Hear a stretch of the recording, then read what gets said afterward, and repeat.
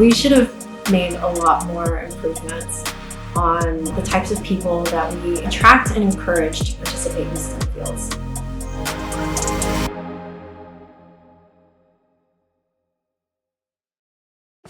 My name is Nicole Dusang. I'm a U.S. Air Force veteran, and I'm in my last year of my PhD program at Brown University, located in Providence, Rhode Island.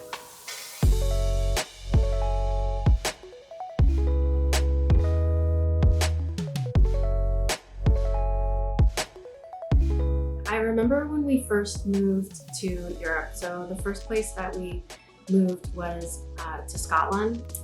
It made me truly appreciate some things about America, and it made me really understand some of the, I guess you could call it shortfalls or areas of growth that our country still had to undergo and still has to undergo.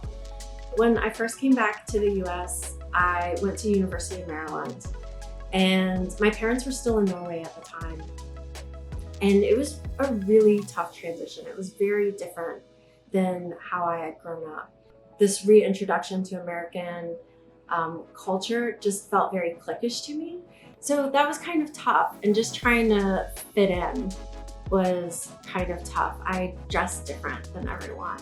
So when I was in college the first time, I was studying electrical and computer engineering. So I was doing electrical engineering internship at the Naval Research Lab, and a lot of the people that I worked with were prior military, and they told me these really amazing stories of camaraderie and adventure and seeing the world, and that sounded really enticing to me. That sounded a lot more fun than being in an office wearing a suit, working 9 to 5. I joined a sorority also to sort of help facilitate the process of making friends. And it was one of my sorority sisters who we actually ended up joining the Air Force together at the same time.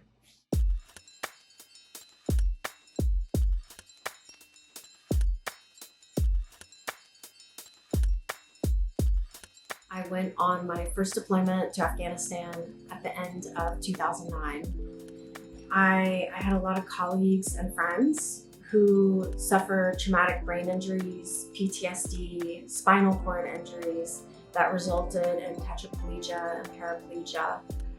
And I was just really appalled at the lack of technology that we had to diagnose and treat a lot of these neurological injuries.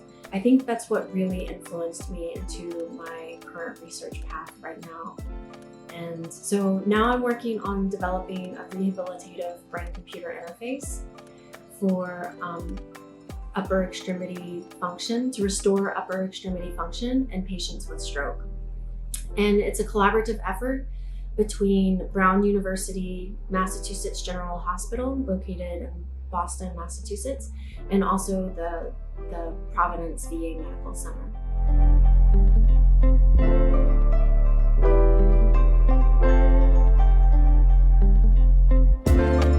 I essentially came back from my deployment, and I had about a month to get out of the military after I came back from Afghanistan.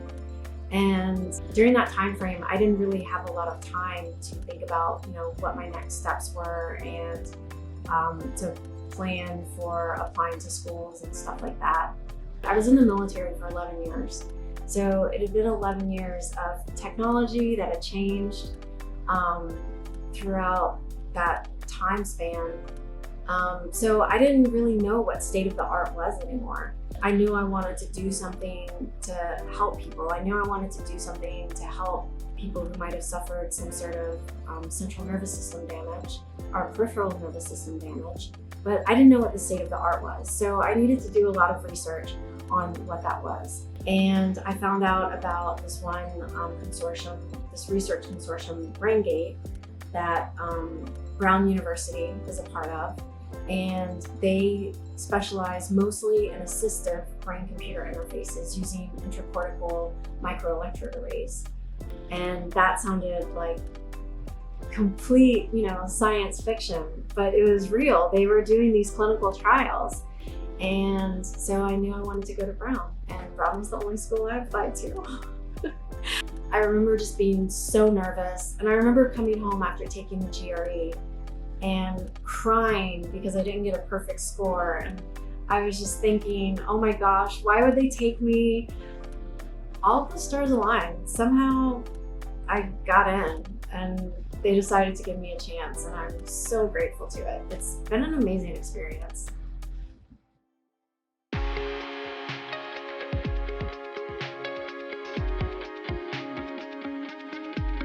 I really want to run a lab that attracts students from historically underrepresented groups, students who might have previously been dissuaded from not participating in STEM fields.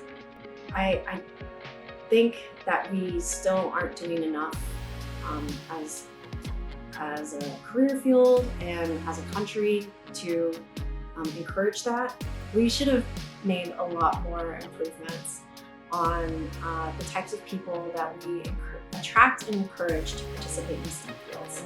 I've had some really incredible, supportive male mentors since I've been at Brown. Unfortunately, there still aren't very many females in my career field. I ask them for guidance and direction, and they're always willing to help me out. And there's people like that all over the world, and definitely all over the US at a number of institutions who want you to succeed. You're just gonna have to, I think, be sort of vulnerable in your ignorance about the subject at the very beginning, and that's okay.